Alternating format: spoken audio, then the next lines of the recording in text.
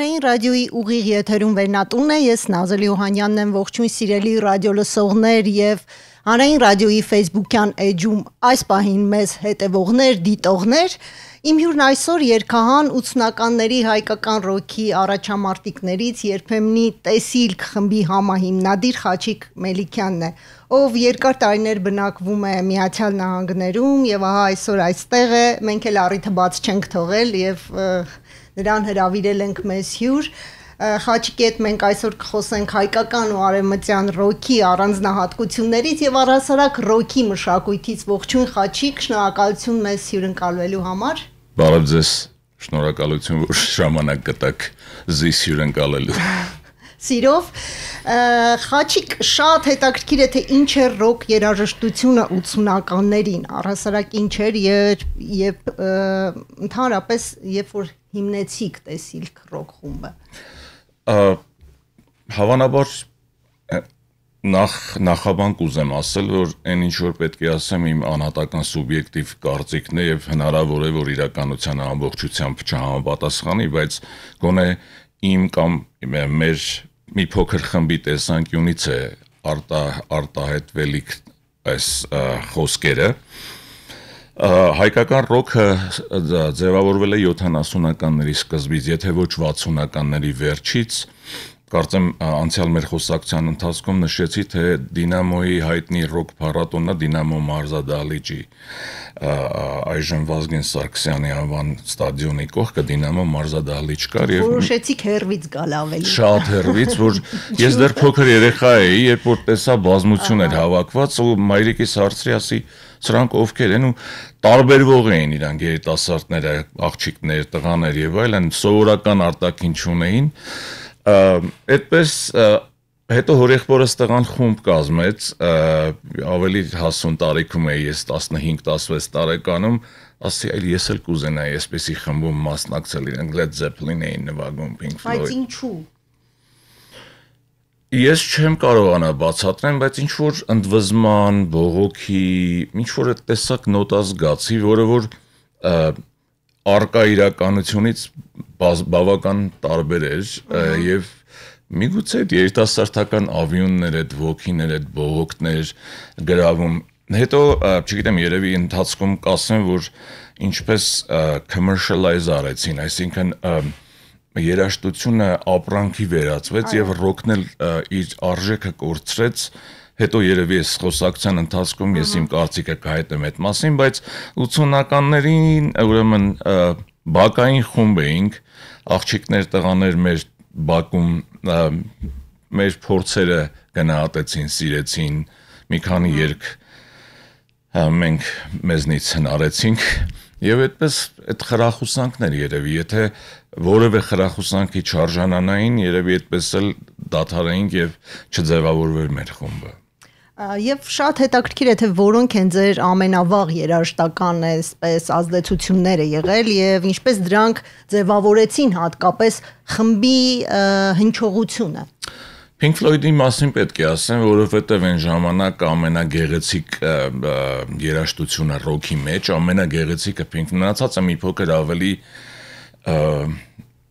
հանդուգն էին համեմատած Pink Floyd-ի մեղեդայնության հետ, չգիտեմ, ինձ անձամբ շատ հարազատ էր, դե լսում էինք Black Sabbath էինք լսում, Led Zeppelin էինք լսում, Deep Purple, Sweet, Camel եւ այլն, բայց ամենահոգեհարազատը, որ գրավում էր իր հնչյունով, հնչեղությամբ Pink Floyd-ն էր մեզ համար։ Հետո պարտավոր եմ նշել, որ առաջին անգամ ես հայկական ռոք լսեցի, երբ Ծաղկաձորում մոր եւ մանկան հանգստավայրում մայրիկիս հետ հանգստանում էինք, ասին համերգ է գալու եւ այն ժամանակ Արևածագ խումբը կար։ Արևածագի համերգին գնացինք, չգիտեմ, երևի 6 կամ 7 տարեկան էի եւ զարմանալի էր իմ պատկերացրած համերգը չէր դա եւ Բերանս տնոտից կախ Հրաչ Միրզախանյանին էի դիտում, իրենց երգչին, ցավոք վաղամերիկ, չտեսնված համույթ էր Արևածագը եւ ինձ դա էլ գրավեց եւ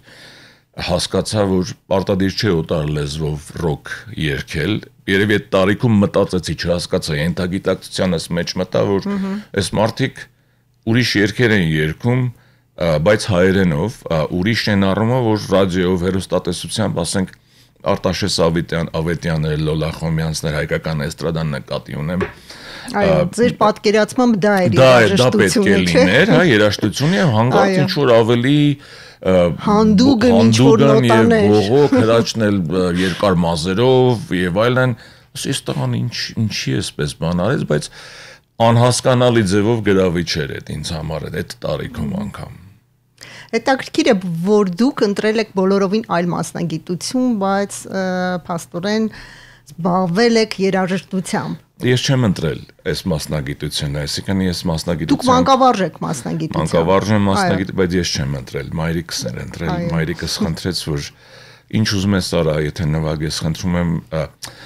Դա երևի իր երազանքից է գալիս, որովհետև ինքը հայրենադարձվելուց հետո պետական համալսարանի գերմաներեն բաժիններ ընդունվել, 1 տարի սովորելուց, գերազանց սովորելուց հետո ինչ որ ազգական հյուր էր եկել, ասել էր չեք ամաչում, դուք հազիվ ոտքի եք կանգնում, դու գնացել ես խելքդ տվել ես սովորելուն, դուրս արի աշխատի, կարգի մի բան արա, եւ դա մորս երազանքն էր ուսուցիչ դառնալ, որը ի կատար չեղավ, եւ ինձ երբ որ ես 19, 20, 21 տարեկան, այսինքն ներողություն, 18-19 տարեկանում երկար մազերով արդեն նվագում էինք եւ այլն ընդունված էինք, մայրս խնդրեց, ասեց գնա լեզու սովորի, չես ուզենա մանկավարժ չես դառնա, գոնե լեզու կիմանաս եւ այդպես ասի լավ, եթե ինքը այդպես շատ է ձգտում, շատ է ուզում, ինձնից մեծ բան չի գնում, մանավանդ որ ես 114 դպրոցում եմ սովորել անգլերենը, տիրապետում էի, ուսուցիչների շնորհակալ եմ դրա համար, եւ հետո պատահմամբ դարձա մանկավարժ ես, շատ պատահմամբ, եւ շնորհակալ եմ մայրիկիս, որ այդ ճանապարհը ինձ ցույց տվեց եւ փաստորեն այնպես ստացվեց, որ երբ որ մեկնեցինք Միացյալ Նահանգներ, ես Դուք շարունակեցիք այնտեղ։ Մի քանի տարի ուրիշ աշխատանք էի անում, հետո հանդիպեցի իմ դասախոսներից, Բրյուսելի դասախոսներից Երվանդ Գրիգորյանին, պատահաբար ասեց. «Ինչու չես ուսուցչություն անում»։ Ասի ոնց ամերիկացիներին անգլերեն սովորեցնեմ, ասեց իսկ ինչու ոչ։ Միթե սովորեցնողները քեզնից լավն են։ Գիտեք, կյանքում մարդիկ կան կամ իրադարձություններ կամ դեպքեր, որ կանխորոշում են հետագա ընթացքը կյանքի եւ դա այդ որոշիչ հանդիպումներից մեկն էր եւ այնքան շնորհակալ եմ ես որ հենց այդ ճանապարհը ընտրեցի որտեվ երեխաների հետ աշխատելը մի անբացատրելի բերկրանք է Բերկրանք է ուրիշ ժամանակներում գուցե իսկ 80-ականներին բերկրանքը գուցե ռոք խումբ ստեղծելն էր դա զուգահեռ էր գնում դա զուգահեռ ես էստեղ էլ հոկտեմբերյանի շրջանի Վարդանաշեն գյուղում 3 տարի անգլերեն եմ դասավանդել 8-ամյա դպրոց էր այնտեղ եւ առաջի իմ շփումը երեխաների հետ անմիջական այդ դպրոցում էր եւ կյանքում չեմ մոռանա այդ փորձառությունը իսկ ձեր ընդհանրապես մանկավարժական գործունեությունը շատ առանձնահատուկ էր այսինքն գուցե երեխաներին էլ եք ռոք երաժշտություն կամ երգ սովորեցնում ինչ շատ օգնեց այդ նվագել իմանալը երաժշտություն հասկանալը որովհետեւ մանավանդ այն տարիներին երբ ռոքը դեռ ժամանակակից էր համարվում կային ինչու հիմա էլ կան երեխաներ, որ ռոքով են տարված եւ դրանով իսկ իրենց տարբերակում են մյուսներից, որ ռապ են լսում կամ, չգիտեմ, ռաբիզ են լսում եւ այլն։ Խոսքս ես աշխատել եմ հանրակրթական դպրոցում եւ այդ առումով շփվել եմ տարբեր ազգությունների հետ, ու նաեւ հայ երեխաների հետ, ինչպես հին եկածների, այնպես էլ նոր եկածների հետ, բայց ճիշտ նկատեցիք երաժշտություն իմանալը հասկանալը կարծում եմ ավելի սերտ հնարավորություն տվեց շփվելու եւ կապ հաստատելու իսկ առանց երեխայի հետ աշակերտի հետ կապ հաստատելու անհնար է իրենց կրթել անհնար է ինչքան ուզում եք լավ մասնագետ եղեք եթե այդ կապը ինչ որ կերպ չստեղծվեց երեխան չի վերցնի ձեզնից կամ շատ քիչ կվերցնի եւ դա կոնֆլիկտներ է ստեղծում, որ հետագայում բարդություններ է ստեղծում առաջին հերթին մանկավարժի համար։ Խաչիկ եկեք վերադառնանք 80-ականներ, երբ հիմնեցիք տեսիլքը,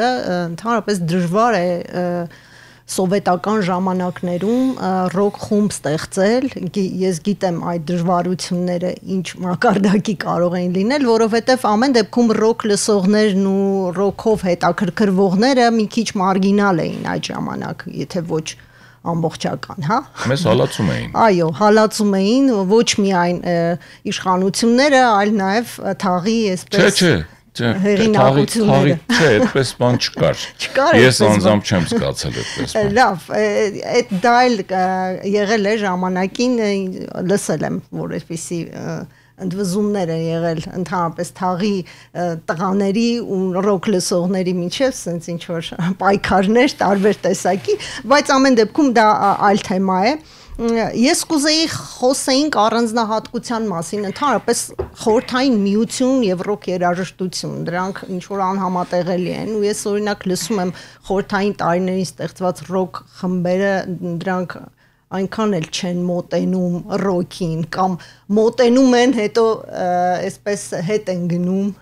նույն ռուսական ռոքի մասին կարելի է խոսել, ինչ կարող եք ասել։ Տարբեր է, գիտեք։ Ամեն դեպքում դուք ինչ որ իմաստով ձեր երգերը գրելիս ինչ որ տեսակի կոմպրոմիսների էիք գնում։ Անպայման, որովհետև այն ինչ որ մենք նվագում էինք, մեզ արգելեցին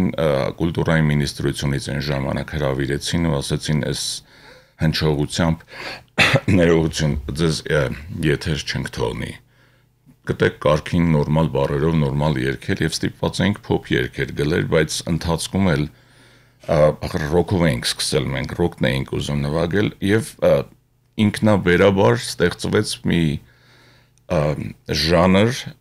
այսինքն այդ ժանրը կար ուղղակի Հայաստանում ես մի անգամ լսեցի որ ինչ որ մեկն ասեց դուք մեղեդային ռոքի հիմնադիրն եք Հայաստանում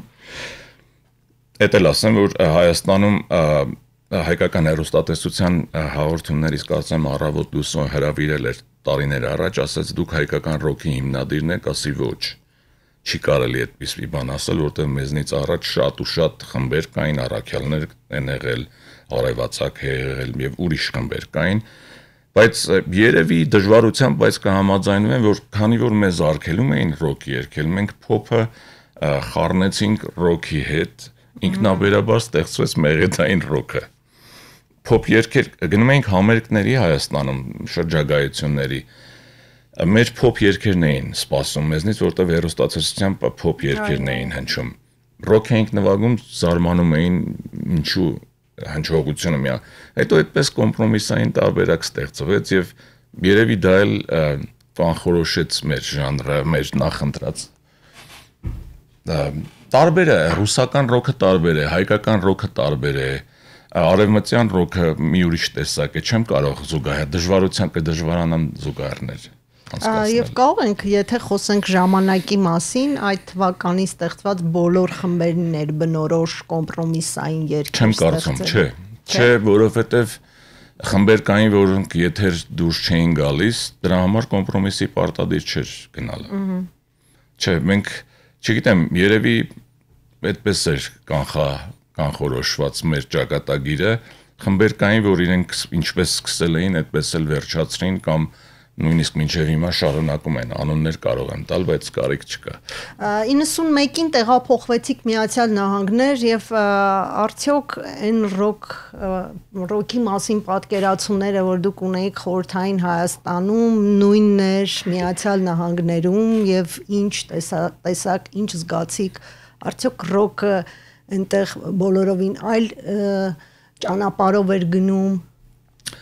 Ռոկը մեր համար այստեղ մեր պատկերացման, մեր իրականության համար էլիտար երաժշտություն էր եւ գուցեև ինչ որ որոշակի խմբակի համար։ Նույնը կարող եմ ասել Արևելյան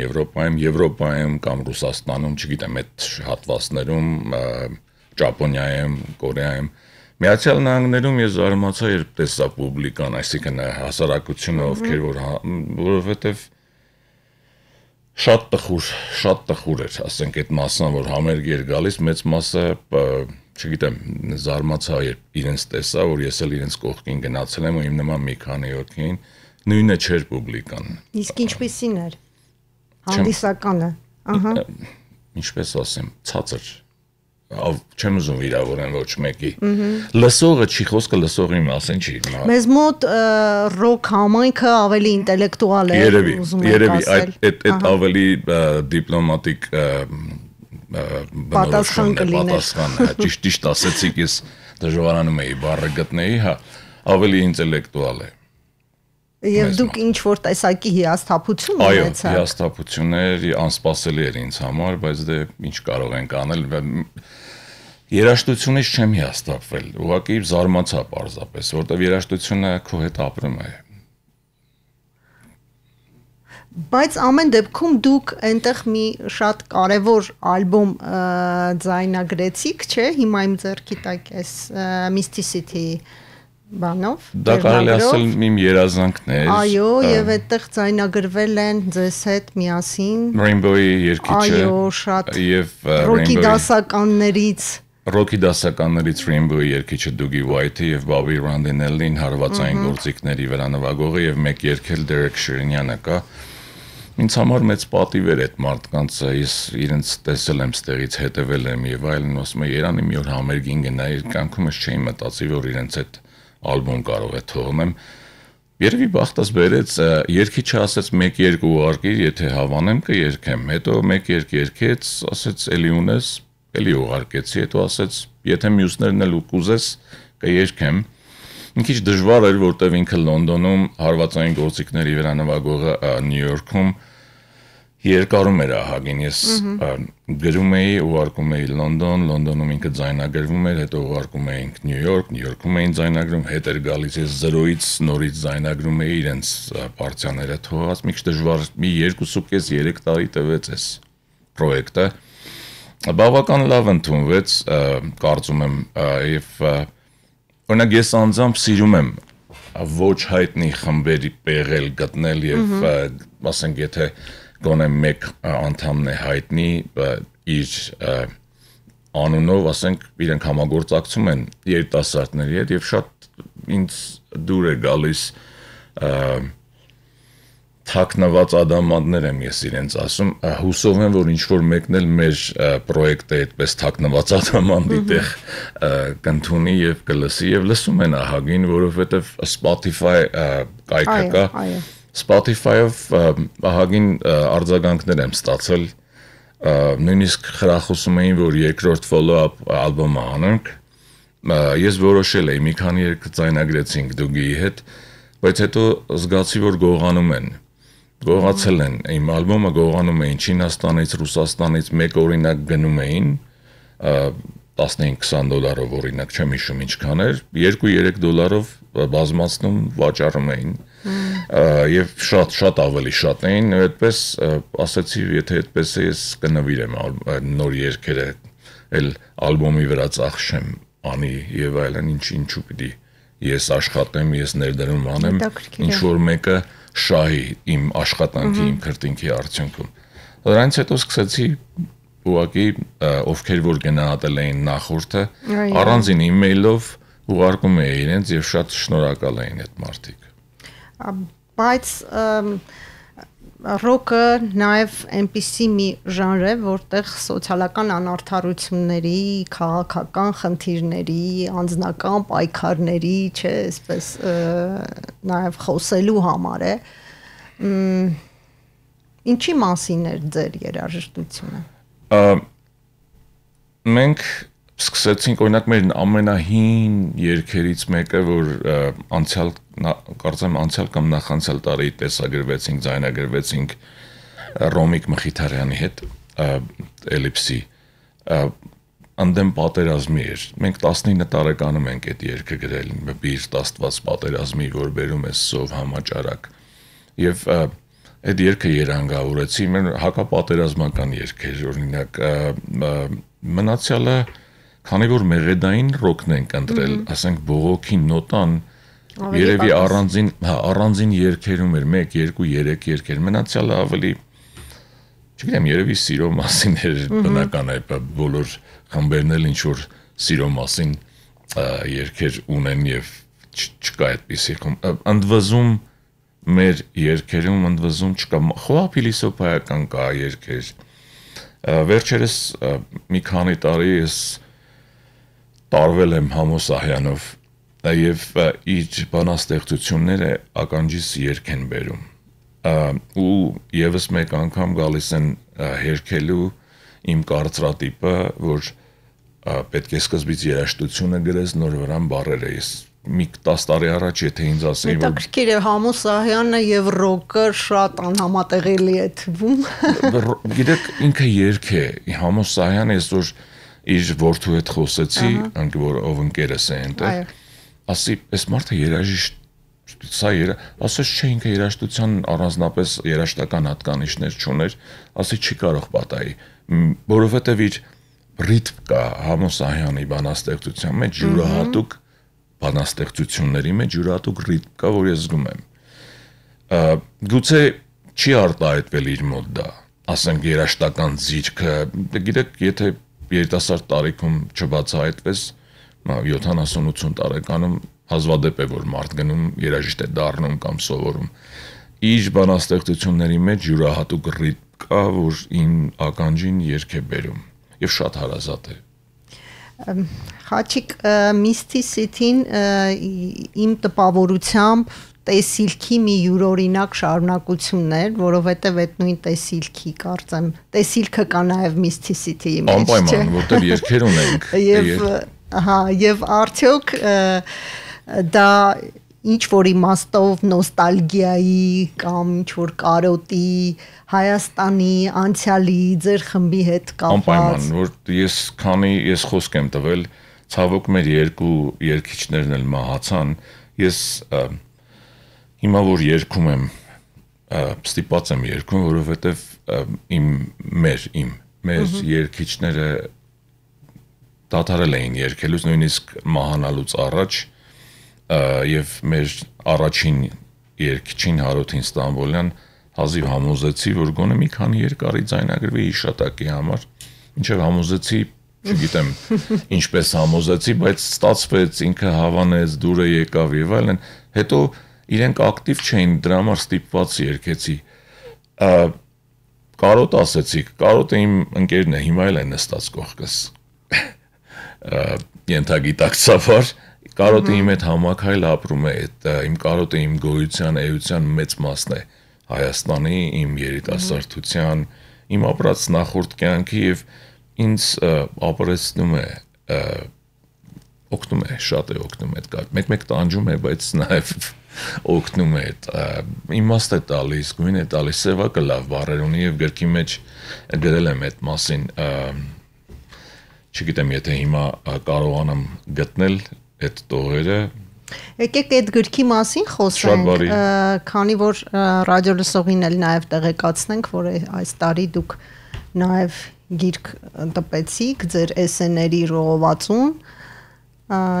ինչու որոշեցիք գրել։ Չեմ Այդպես ստացվեց, ես Facebook մեկ-մեկ մտնում եմ, ես հիմա Facebook-ը կոչվում եմ Բիսեդկա, որ իջնում եմ բիսեդ, առաջ մարդիկ իջնում էին, միասին շփվում էին, չէ՞, հիմա Facebook-ն էլ յուրատեսակ վիրտուալ բիսեդկա է, չգիտեմ բիսեդկայի հայերենը որն է։ Մի խոսքով զրուցարան, հա։ Զրուցարան, չէ, նստում մարդիկ նարդի են խաղում, կարտ են խաղում, խոսում են իր հետ, շփվում են, մի խոսքով երբ որ գրեցի առաջի ակնարկս էսեն, զգացի, որ ինչ որ հանգստություն է գալիս ու ես որ նստում եմ գրում էի ես չգիտեի ինչի մասին պիտի գրեի հայերեն էի գրում հայերեն անգլերեն էլ եմ գրել բայց հայերեն է հիմնականում հետո այդպիսի մի իմ կողմից շատ հարգված ժուրնալիստ հրապարակախոս կա Վարդ Սիմոնյանը Վարդը ասեց նրանք կոչվում են սրտագրություններ ես ծանոթ չէի սրտագրություն տերմինին, ասի լավ, ուրեմն կսրտագրեմ։ Հետո մի քանիսը որ գրեցի, իմ դասախոսներից մեկը կապվեց, Նորա Բաղդասարյանը, շատ հարգարժան, ում մոտ ես սովորել եմ շարադրություն գրել, ասեց, ինչու չես Եվ նա բարձր գնահատեց։ Ասեց, ինչու չես գրքի վերածում, ասի լավ, եթե ուզում եք, ասեց անպայման, խնդրում եմ, ինչ կա, ասի, ուրեմն գիրքը ձեզ կնվիրեմ, եւ այդպես էլ եղավ։ Իրեն եմ նվիրում եւ շատ շնորհակալ եմ իմ բոլոր ուսուցիչներին։ Ես ցավոք չեմ հասցրել կարդալ, բայց ենթադրում եմ, որովհետեւ 1-2 այսպես աչքի անցկացրեցի ձեր Ամերիկայի կյանքները։ Չէ, այստեղի կա ուրեմն գիրքը 2 մասից է։ Հայաստանյան պատմություններ եւ ամերիկյան պատմություններ։ Պատմություններ չի, չնայած ուրիշ մի ընկերուհի էլ կա, ինձ հերրակացանոտ ասեց Սարոյանական ձեր ձեռագիրը Սարոյանական է եւ շատ խիստ բառը լավ չի, շատ շոյվեցի այդ տեսակ գնահատականից, հետո ինձ հետաքրիր էր, որտեվ դե գրականությամբ ես այնտեղ շարունակեցի անգլերեն գրականություն, Սարոյանը ենք ուսումնասիրել,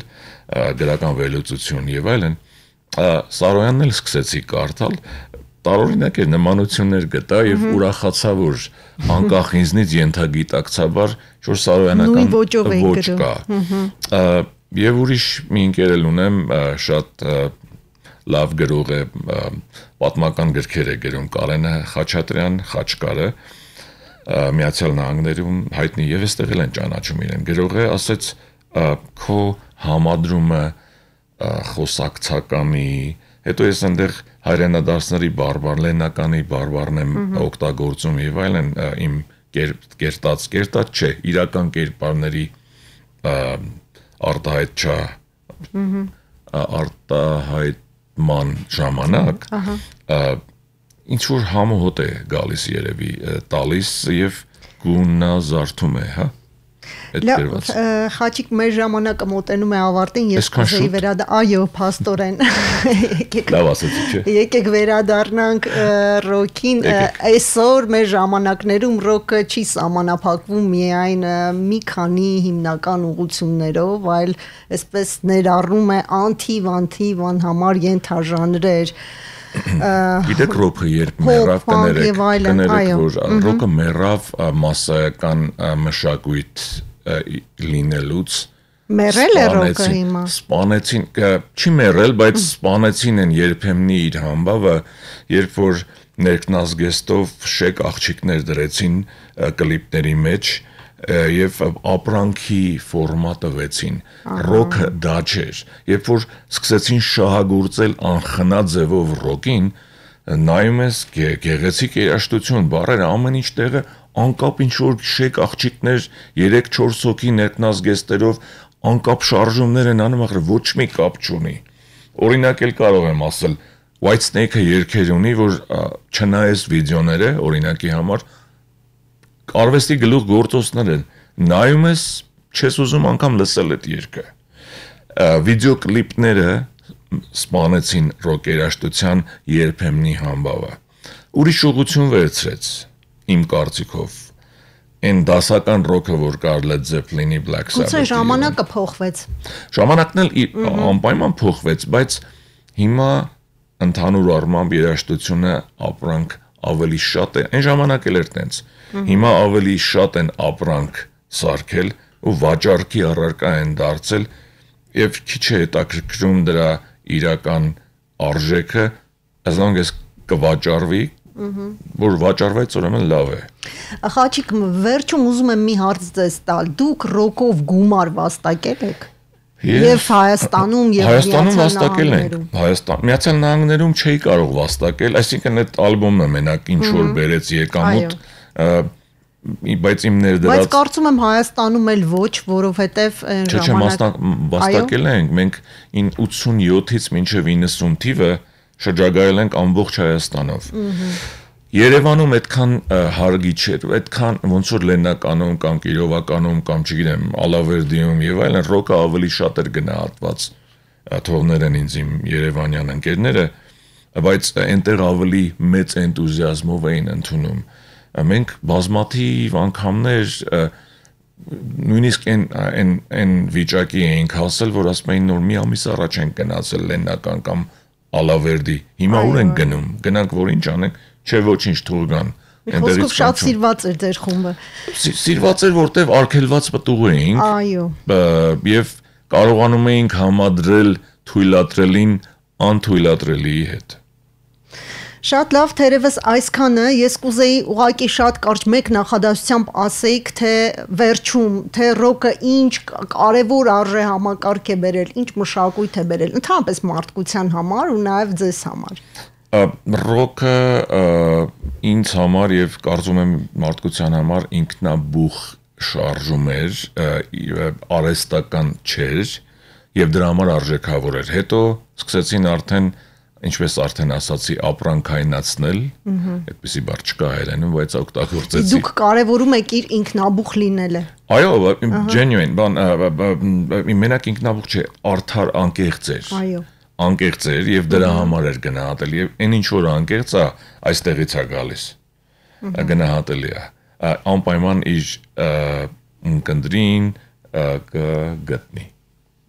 Մեզ ցույց են տալիս, որ Այո, բայց դուք ձեր խոսքը շարունակեք, ավարտենք։ Չէ, բայց ավարտեցինք արդեն, որովհետև չեմ ուզում եթերը ավել գնա։ Դե, եթե շնորհակալ եմ, շատ շնորհակալ եմ եւ էկրանի հետևում կանգնած մարդկանց եւ ձեզ այս ժամանակը հատկացնելու համար եւ անմիջապես շնորհակալ ենք Խաչիկ, այս հետաքրքիր առիթի համար։ 45 րոպե կսարքեք։ Այո, հուսով ենք այդպես էլ կլինի։ Սիրելի ռադիո լսողներ, իմ հյուրն այսօր Տեսիլք խմբի հիմնադիր Խաչիկ Մելիքյանն էր, որը այսօր բնակվում է Միացյալ Նահանգներում եւ մենք այսպես առիթ ունեցանք իր հետ հանդիպելու եւ զրուցելու մեր եթերում ռոքի մասին, ռոքի մշակույթի մասին։ Իսկ զրույցը վարեց Նազել Յոհանյանը, մինչև հանդիպում։